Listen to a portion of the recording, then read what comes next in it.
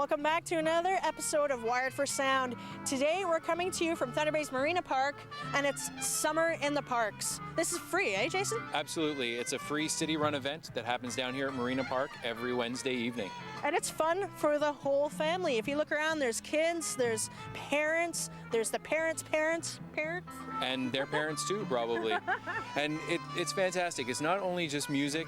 There's food, there's Old Fort William is down here, there's lots of vendors, plenty of stuff for everybody to do. It smells fantastic down here. What is that? I think that might be the kettle corn. Maybe it's the Bannock burgers. Maybe it's the twisted ice cream. I don't know. It all smells really good to me, though. And, you know, one of the best things about this is it starts at 6 o'clock.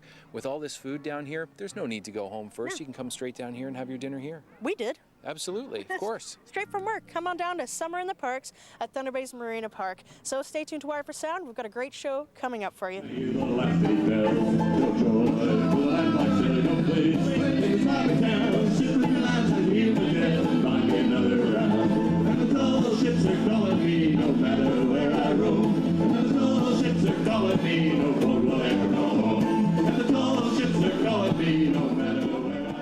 Summer in the Parks. What brings you guys down here? I'm looking forward to hearing Flipper Flanagan. I haven't heard them in 20 or 30 years, so we'll see if they're still just as good. I'm assuming they will be. We're backstage right now. It's Summer in the Parks, and with me I have Flipper Flanagan, Flat-Footed 4. Got it right. Did I get it right? Yes, it was in my head. I was a little worried about that. I'm like, say it right, say it right. So we're backstage, and we're at Summer in the Parks, and these guys are playing tonight. If you don't know Flipper Flanagan, I'll say that for short, then you're probably not from Northwestern Ontario. Tell our viewers who you guys are.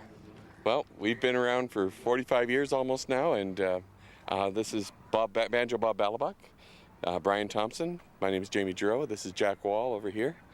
And yeah, and we've been playing Summer in the Parks, I think, since it started way back in the Waverly, when it was in Waverly Park. Wow! And we've just thought this was like the premier event every year to be able to play at this, and it's quite a privilege. So, but we play bluegrass, Irish. We like to call it Celtic Appalachian music. Celtic Appalachian. Yes. This is just one of our biggest joys of all, to come here and play in Summer in the Parks, because the people are so appreciative. And what I like is the set that people are going to hear today is sort of a cross-genre. We're going to do a little bit of bluegrass, a little bit of Celtic, a little bit of folk, and even some country and blues in there. And it's just a crossover of everything. And most of it we wrote. Most of it we wrote. All original. Yeah. Really? Yep.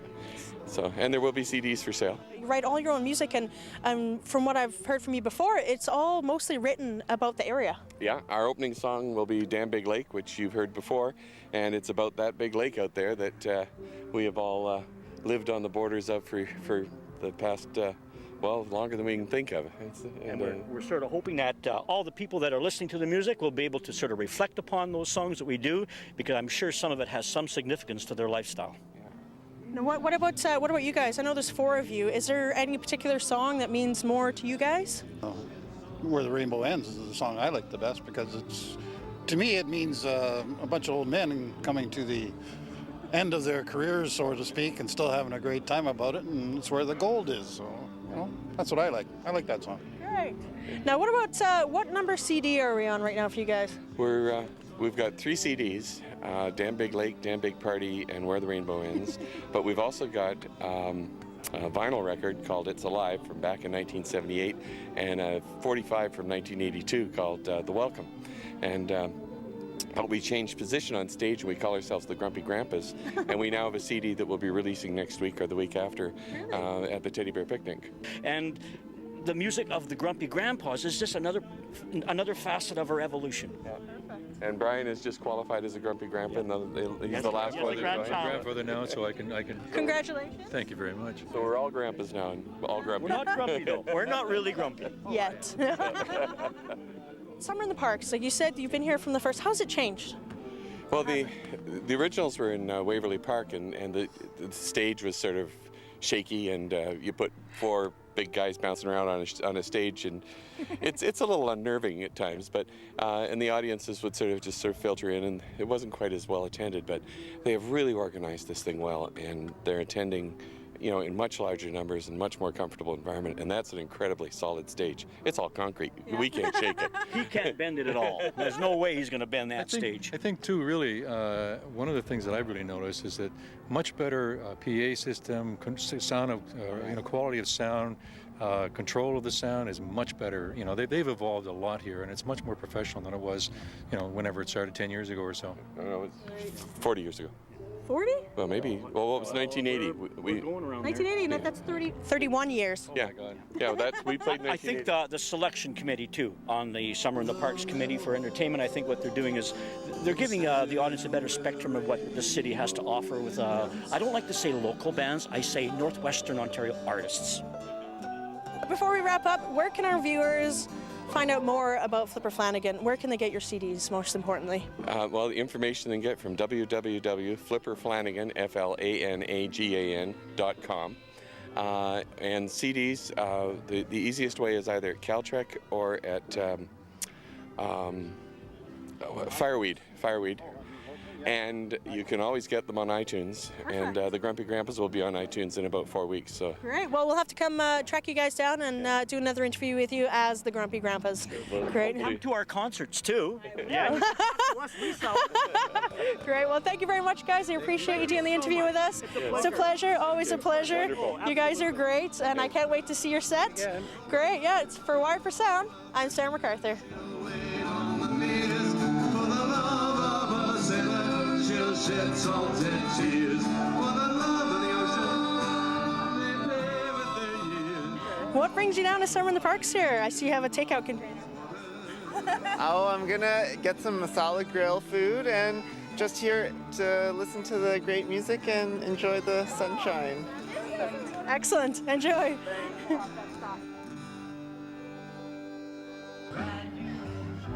It's a beautiful day down at Summer in the Parks, and with me I have the Summer in the Parks coordinator, Jean-Paul DeRuver. Now, Jean-Paul, you are an artist yourself. People might not know that, but they should. You're a musician yourself and a singer-songwriter. What was it like picking all these acts for Summer in the Parks? Well, it's not just my responsibility. A lot of people think that it is, but it's actually, we have an advisory committee that gets together a couple of weeks before the first Summer in the Parks concert, and we actually decide the lineup based on the applications that we receive. So we all have a lot of fun, but I mean, at the end of the day, we pick some of the best acts that we have, and we place them in the best order that we think fits, and we try to come up with theme nights for the summer as well. Great. Now, tonight, what is the theme for tonight? Well, tonight is one of our, it's more of a variety night, and we're calling it a showcase night because we've got some staples in our musical community, as well as some newer acts. I mean, we've got Mood Indigo. They've been playing jazz around town for years. Flipper Flanagan is, household name in Thunder Bay now. And then some new blood, the Auditor General. They're a younger act, and they're sort of graduated. Last year they played the Superior Youth Festival, and I mean, they've graduated now into a band that would play for the audiences of Summer in the Parks. Now, is it tough, not only as being part of the advisory committee, but being the coordinator for Summer in the Parks? Is it tough trying to pick acts that will appeal to such a wide range of people? I mean, we've got kids here, families, older folks. Does it get tougher as things go on? I mean, this isn't the first year you've done this. Has it gotten tougher in the last little while? I don't say it's gotten tougher, because what we actually do is, I don't just book for the Summer in the Parks. We also have Canada Day, as well as the Teddy Bears Picnic. So, for example, we have the Grumpy Grandpas, who is our local children's act. Normally they would apply to perform at Summer in the Parks, but are they the best fit?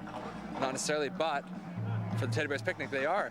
And same thing, we have a lot of younger acts that are applying, so where do they fit in? The Superior Youth Festival happening at the end of August. We've got Riverfest happening at the end of, in the middle of September, and then otherwise, we try to come up with theme nights for throughout the Summer in the Parks concert series. But it also depends on the acts that apply. I mean, some bands may not apply because, they can't really, they can't make it work that week or something like that, so it depends on availability too. Right. Now, I noticed there's rickshaws down here, and the city buses are running down here into the Marina Park. Absolutely. We've got our shuttle bus. It comes by every 15 minutes. I mean, if you want to park down at the Heart of the Harper Parkade or anywhere downtown, it goes all the way down Court Street from River to Pearl, and then back around through Cumberland, and brings you right here, drops you off and picks you back up and does the whole loop all over over again. Perfect. That's super. And it's very green. Now, Summer in the Parks, it's a free outdoor concert. Absolutely. And it starts at 6 o'clock, runs till 9, and it's every Wednesday from now on until August 17th is our last one. Anything else? That's all I've got. No, super. So if you want to know more about Summer in the Parks, you can go to the City of Thunder Bay's website. I believe it's thunderbay.ca.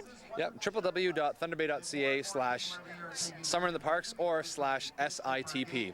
They both work. Perfect. And if you want to find out more about Jean-Paul, where can they go? Quick plug. JeanPaulDeRover.com for sure. Perfect. Excellent. Thank you very much, Jean-Paul. Enjoy Summer in the Parks, everyone. Each and every Wednesday night. We've got many more Wednesdays to go. We take a You're down at Summer in the Parks. What brings you guys down here? Beautiful weather, great music. It's just a nice place to come. I'm just enjoying the nice weather and coming down to listen to some music. Have you been down to Summer Parks before? This is actually our first time in a couple of years now. Really? Nice. And is there any band that you're looking forward to the most tonight? No, just looking forward to some great music, that's all. Great. And how about you? Are you having some food? Yes. What are you having? French fries and hot dogs. We came to see the Auditor General. They're pretty good, so. Well, welcome back to Wired for Sound. I'm Jason Wellwood, and I'm here with 3/4 of the Auditor General. Hi, guys. How's it going? Hey, how are you? I'm good, thanks. How are you? Well. And you? I'm better than he is. Excellent. I'm glad to hear that. And you, sir? I'm not doing very good. Very sorry to hear that. The Auditor General are going to be taking the stage here very shortly after the great Flipper Flanagan's Flat-Footed 4. Are you guys nervous having to follow up such a Thunder Bay staple as Flipper Flanagan's Flat-Footed 4? I wouldn't say nervous, pretty honored. I mean, I'm pretty big fans of them, and my other band has been playing some gigs with them for a while, so it's pretty cool. Just in the last little while, I've got to know them all pretty well, and like I said, it's an honor. Now, you mentioned other bands, and we'll get to that later, but now the Auditor General has been yourself and then as a band for 4 years now? Yeah, something like that. I started playing shows in 2008, and then slowly started getting the band together, mainly through our other band, which we will talk about later. Later. Yeah, so it just kind of started that way, and but lately it's been definitely more of a group effort. So it's pretty fun. It takes the pressure off of writing by yourself, and the sound evolves quite a bit as a result of a band effort. Now, joining in as the drummer of the Auditor General, what kind of challenges did you have having to write something a little bit different than what you normally play with Jamie? Well, actually, I became involved with the Auditor General back when Jamie just started. He just came back to town, and I really liked the songs. I didn't have a lot to do that summer, so Jamie and I actually played a lot. Yeah, it was just drums and acoustic guitar for a while there. So that was fun. I really like it because I get to just chill out a bunch more. Maybe even try my hand at singing a little, maybe a little. But yeah, it's a lot of fun. A lot of fun. Excellent. And Justin, is Jamie a harsh taskmaster when he gets you up on stage? A taskmaster? Yes. What does that mean? Does he crack the whip a lot? No, it's all good. We've been in bands together for a long time. I think all of us have pretty good chemistry together. Not so much socially, but musically it ends up working out. But I'm used to everybody. That was very diplomatic of you. Now, Jamie, you've mentioned your other band. You at one point or another have been in several bands. You're currently in 2 or 12? I'm currently in 3, which I think I have the least amount of bands out of the rest of these guys. I'm pretty sure. You'll have to check with them. But yeah, currently I'm in the Greasy Creases, which is a bluegrass band, and I play bass occasionally for Renee Parr, who goes by the name The Lovely Kinds. Very cool. And you, sir? I have a couple bands, Tap Out and Norris, 2 much heavier bands. One which is actually leaving for tour right after we get off that stage. We're going down to Guelph to start a tour for our band Norris. We just put out an album earlier this year through Year of the Sun Records. It's called The Great White North. It's available on iTunes and all that good stuff. But I don't want to go on too much about that, because then Jamie will get very mad at me. He's a very violent person behind closed doors. I'm menacing. I'm a menacing presence.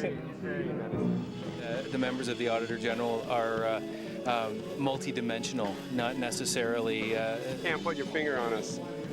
Well, you could, but musically, you can't put your finger on you. Yeah, that's right. Yes, indeed. Well, I think that's true of most bands in Thunder Bay, especially when you've been playing for a while. It's such a tight community, and you start playing one band, and you start playing some shows with other bands, and you start talking to other people, and it'd be really cool to start like with Josh's band Tap Out, right? I mean, they're a hardcore band that sings songs about MMA, and so it's kind of cool. Just that's the scene in general. I think most people, like I said, after a while, you kind of want to branch out and try different things, different instruments, different sounds.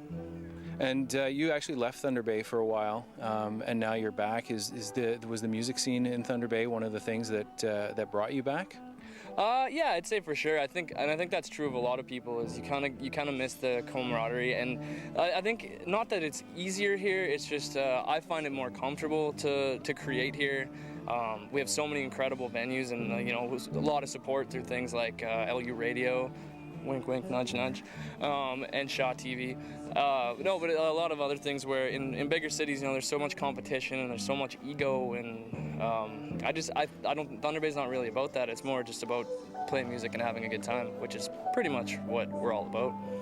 Well, gentlemen, thank you very much for speaking with us today here on Wired for Sound. For Wired for Sound, I'm Jason Wellwood here with the Auditor General. Let you go, with sovereign heads of state in my mind, I beseech you. This time let us win the day.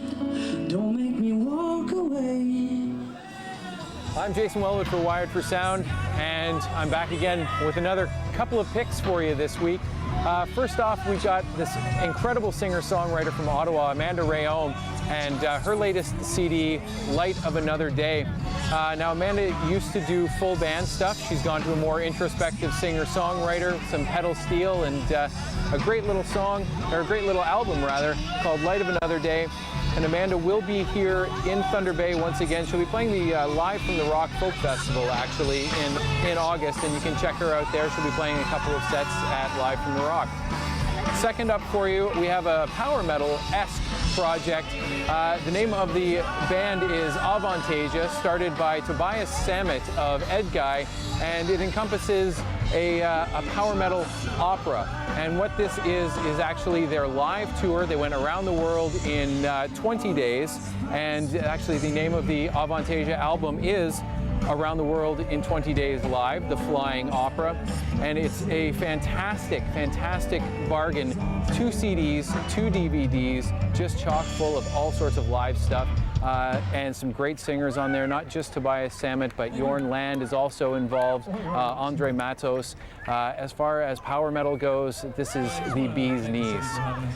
So for Wired for Sound, I'm Jason Wellwood, and stay tuned for my next round of picks, because you just never know what I'm going to choose.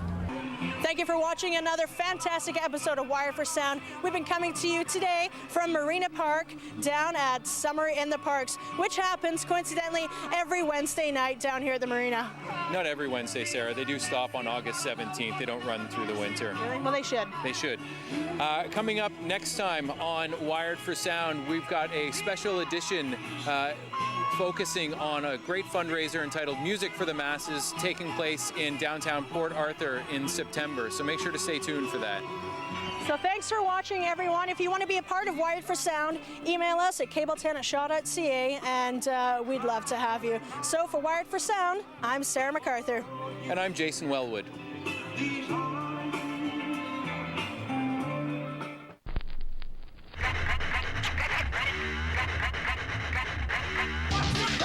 Hey!